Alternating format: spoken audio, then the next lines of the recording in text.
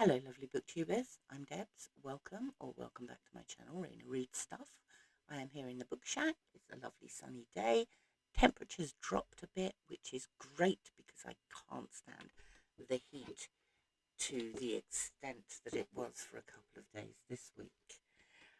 I have had a really good reading week, and one of the main reasons it has been a really good reading week is because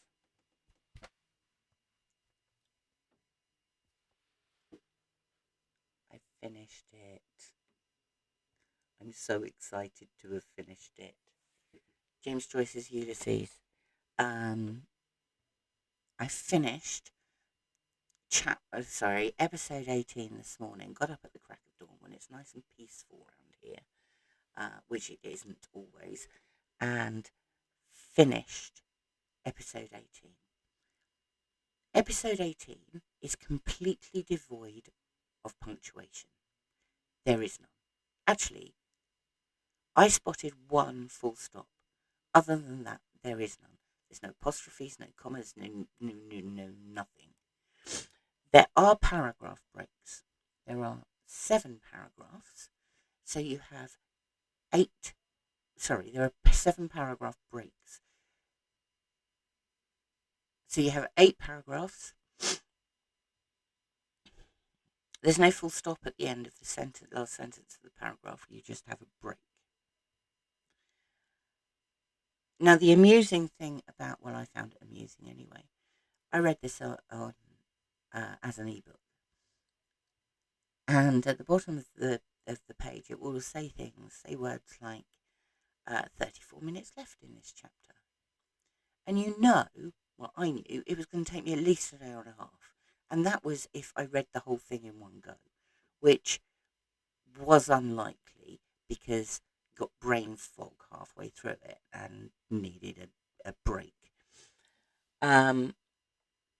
I'm not going to talk a huge amount about what I thought about this book because the Ulysses Six, Greg from Another Bibliophile Reads, Al from Big Hard Books and Classics, Will from Will Chambers, Roy from Roy Reads Anything, and Pat from Book Chat with Pat will be meeting for a live discussion next week, which I am sure Greg will then be putting up on his channel.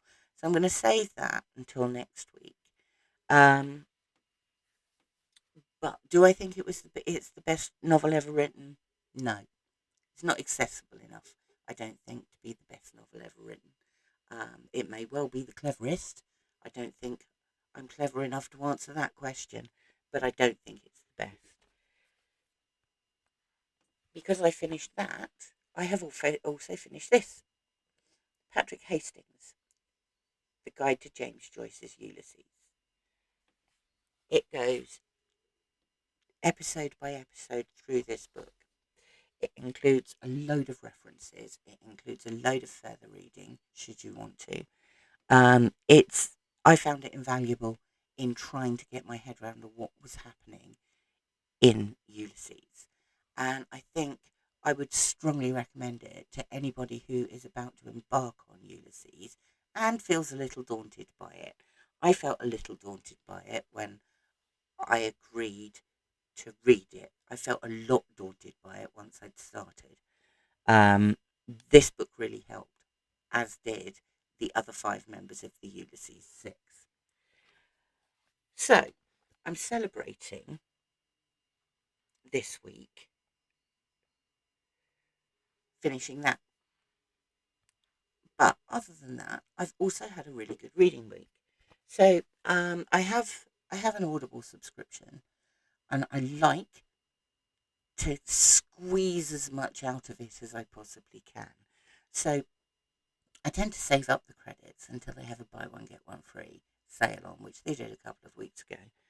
And in order to get as much bang for my buck as possible, I downloaded the complete Inspector Grant novels by Josephine Tey and the complete Jeeves and Wooster novels, which I already have in hard copies, but it's nice to listen to them, especially when they're narrated by Stephen Fry, who did just such an excellent job of playing Jeeves in the television series. This week I listened to, it's gone, the first of the Inspector Grant novels, The Man in the Queue by Josephine Tey. Daughters of Time was where I started with the Inspector Grant novels, and that is 5 or 6 books in. So I thought I'd start from the beginning and listen to all of them. They're a great listen/read. I like the way Josephine Tey writes. These are police procedurals set earlier in the 20th century. This is about a guy initially unidentified that is murdered in the queue for the theatre. It's the final performance of a hugely popular comedy/musical theatre show that has been running in London for the last 2 years, and all and sundry want to get a seat in the last show. They queue for hours, and then as the doors open and everybody starts moving forward, one guy just falls flat on his face, and it's quite clear he's dead. No one saw anything. There's no identification on him. Inspector Grant is called in to solve this, but he's got no clue. You don't know who the murderer is. No one saw the murderer, and no one knows the victim either. So it's not a good start. What I like about this book is it's solved in a way that is completely unexpected. But there's a good chase with clues dropped strategically, and you're led one way and another, and one way and another, and then it's solved in a way I wasn't anticipating. I like that. I'm definitely going to listen to some more. For Giallo July, this was a reread for me. The Red House Mystery by A.A. Milne. Yes, he's famous for writing Winnie the Pooh. But actually, he wrote a huge number of other things as well. This was actually his only detective novel. But he did write plays, short stories. I've got a couple sitting over there. This is a classic locked room mystery. I love it. I think it's great fun. You have a guy who has a single man who is a patron of the arts, and he loves having house parties. He's got a big country pile that was left to him by a mentor. He has guests for the weekend. He gets a letter saying his estranged brother, who he hasn't seen for more than 15 years, is arriving the following day. He's not very happy about it. His estranged brother has been in Australia, and he was sent to Australia because basically he was a pain in the bum and kept borrowing money off everybody. Doesn't really want to see him back. So the following day arrives. The house party guests have all gone to play golf for the day. The only people in the house are the servants, Mark, who is the owner of the house, and his cousin, who acts as his secretary. And then a guy who gets off the train at the wrong stop realizes that his friend Bill is one of the house party guests. And so he decides, on the spur of the moment, to wander up to the house and reacquaint himself with Bill. So his name's Anthony. As he walks up the drive and knocks on the door, there's a load of shouting from the house, and it's the cousin. The door is opened, and the cousin is desperately trying to get into a room where the door is locked. Everyone has heard a shot. No one can get in the room. Anthony and the cousin rush round the outside of the house. They break in through the patio doors, and there on the floor is the brother. He's arrived from Australia. He's gone in to see his brother. Something has happened. He's now dead on the floor. Mark is missing completely. And the rest of the story talks around how it's happened. The police are obviously called. All the normal police procedural things are done. Anthony has a different idea. In fact, he has several. They change as it goes on. One of the things that amuses me about this book is A.A. Milne was obviously a fan of Arthur Conan Doyle, because through some of the book, Anthony insists that Bill calls him Sherlock or Holmes, and he calls him Watson, and they're having wonderful fun acting out a famous detective and his sidekick and trying to solve this murder at the same time. It's really good. I really liked it. It's fast-paced and fun. Right. So I read that for Giallo July. The prompt was a colour in the title. So, what else do we have? The Wrath of the Summer of Star Trek. I read this. This is the Romulan Stratagem by Robert Greenberger, and it's a Next Generation book. One of the reasons I chose it is because this is one of my favourite characters.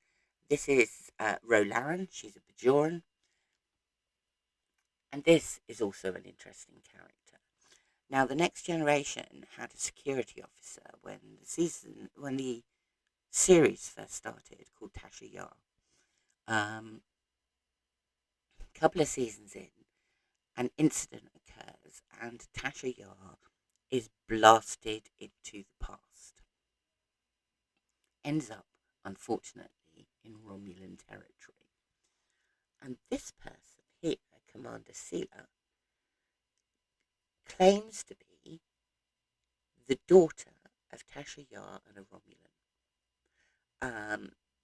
She was played by the same actress in the series.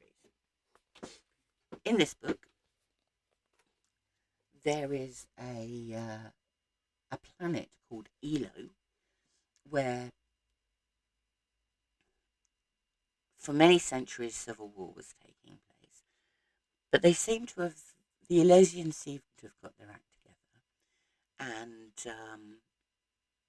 are working as one team now, and have contacted both the Romulans and Starfleet because they are keen to integrate themselves into the wider galaxies. Their planet lies between Federation space and Romulan space, so both parties are keen to strike an alliance with the Elosians.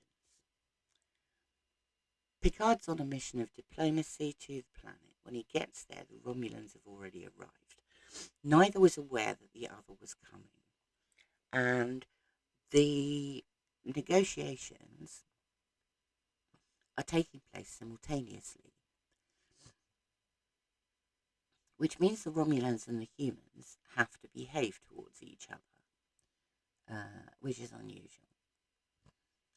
And then you have a series of events going wrong on the planet itself. There's an explosion. Chief Engineer Geordie LaForge is blamed for it because he is looking around the industrial plant that explodes.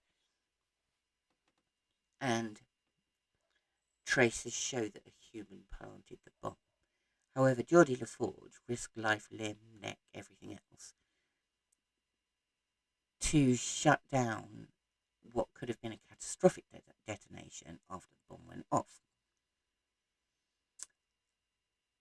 And then there's a big fire in one of the main cities. And Romulan evidence is found there. And it turns out that the illusions might not be quite as unified as they seem. This was really good fun. Ro Laren's role in it involves her showing new families around the ship and getting their orientation sorted out, and a young human falling for her, which is quite amusing. I really enjoyed this. This is number 35 in Pocket Books, Star Trek Pocket Books. Summer of Sport. My Father and Other Working Class Football Heroes by Gary Imlach. This was brilliant. This is a true story. Gary Imlach is a sports journalist, and his father, Stuart Imlach, was a footballer who played in Nottingham. There he is. I could count this for Historathon. Do you know, I think I've spoken about this before. Maybe I read it last Sunday. But it's very much about the struggles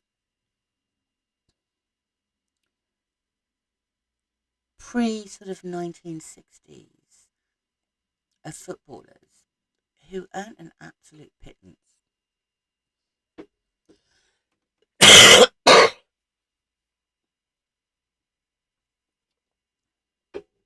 I'm sorry, that cough's still bothering me. Yeah, they earned an absolute pittance. They had contracts that really tied them down. I mean, it was very difficult for them to move, but they could be given away at the drop of a hat. It was a fascinating look at how football functioned in Britain in this middle period of the 20th century.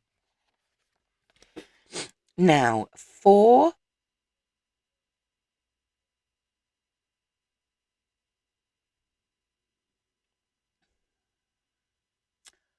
Rocket Summer, I read 2 novellas this week from the 1950s, which is the period we're doing.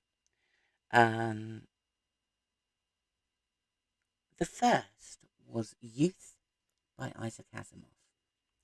And this is, it's the story, it's almost a first contact story. So we have 2 kids, Red and Slim, their nicknames. One is the son of an astronomer, and he's just called the astronomer. He and his son go and stay for the weekend at the industrialist's house, and he is the father of the other child. The astronomer has had telepathic contact from an alien race. The industrialist is very keen on organising trade routes. And that's exactly what this alien race wants to do. It doesn't want to invade. It wants to talk trade. The industrialist takes a bit of persuading.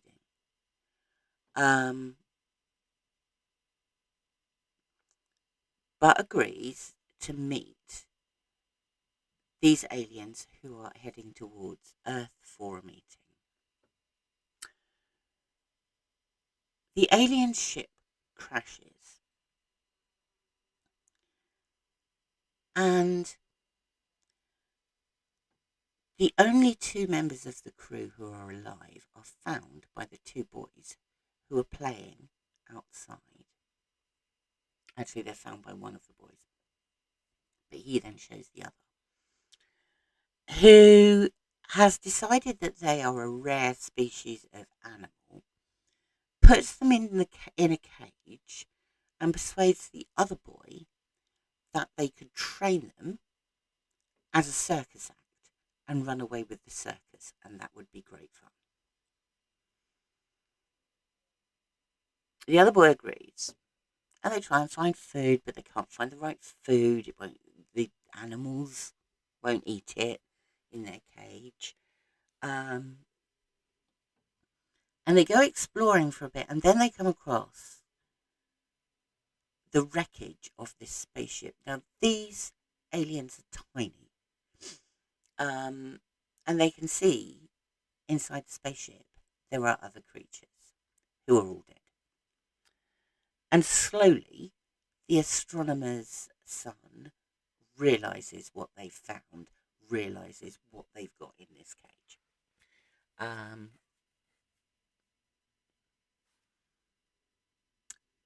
The ending of this book caught me completely and utterly unawares. I had no idea that was coming, none whatsoever. It was such a shock that I went back through it, and this is a novella, it's very short, to find what I'd missed. It's really clever, and it's really well written, and it's really good fun. So, that was Youth by Isaac Asimov.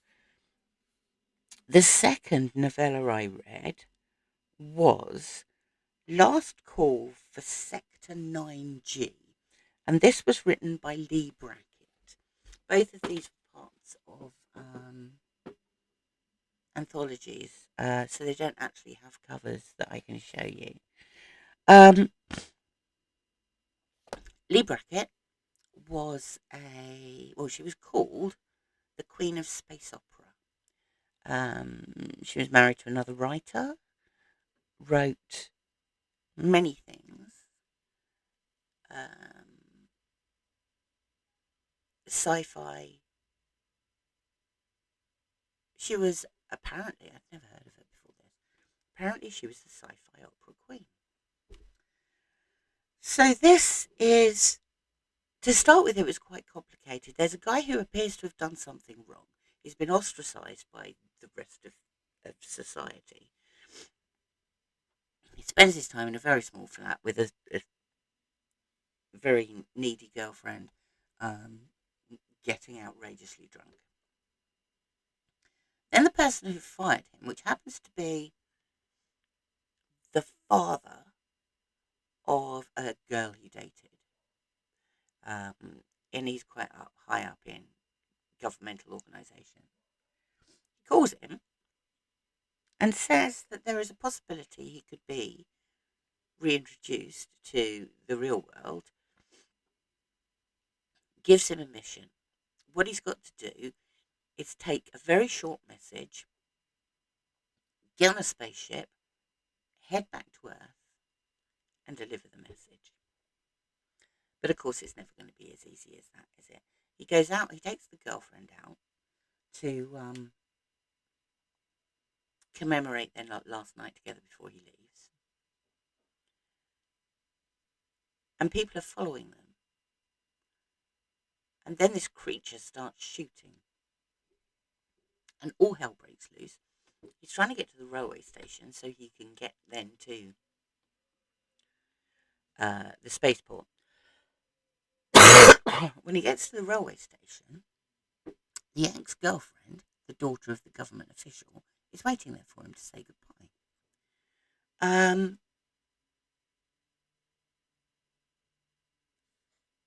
And then there's violence on the platform as well, so they both get onto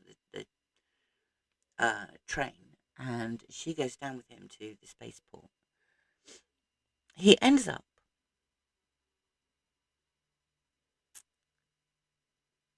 knocked out in a crate on his way to somewhere completely different, and the girlfriend is with him, and they are in a container that has oxygen because whatever ship they're on, the occupants of it don't breathe oxygen. And this is almost like a spy novel slash crime novel slash sci-fi novel. I really enjoyed it. Quite complicated. Took me a little while to get into. Again, it's a novella rather than a novel. But I'm certainly going to read some more. And luckily, I have some more.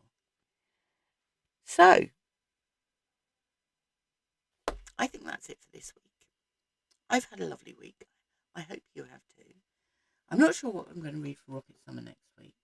Oh, no, it's not that it for this week. The other thing I have read, Rogue July. I read Head in Green Bronze and Other Stories. Rogue July is about reading Hugh Walpole. And we started by reading the first in his Chronicle of Herries series, which is called Rogue Herries. I'm going to read the next one, which is Judith Parish, and I have in fact started it, but I thought I'd have a brief interlude and read some of his short stories, and I absolutely loved them. Some of them are they're chatty, but they're quite bizarre. I mean, one's about a dachshund, um, and the family fall out of love with it because it's German and it's 1933, and so they palm it off on a Jewish family. But the dog doesn't like the Jewish family. You have to read them to be able to understand how good they are. They're ones that defy categorization, I feel, but they were really good, and I thoroughly enjoyed them. I'm going to put all the information for all the different events in the column in the description below. But I have had a lovely time this week. I hope you have too. I'm not sure what I'm going to be reading next week. I'm thinking of maybe Agatha Christie for Giallo July, John Wyndham for Rocket Summer, but I haven't got much further than that. Thank you for stopping by. It's always lovely to see you. I hope you have a great week, and I'll speak to you again soon. Bye for now.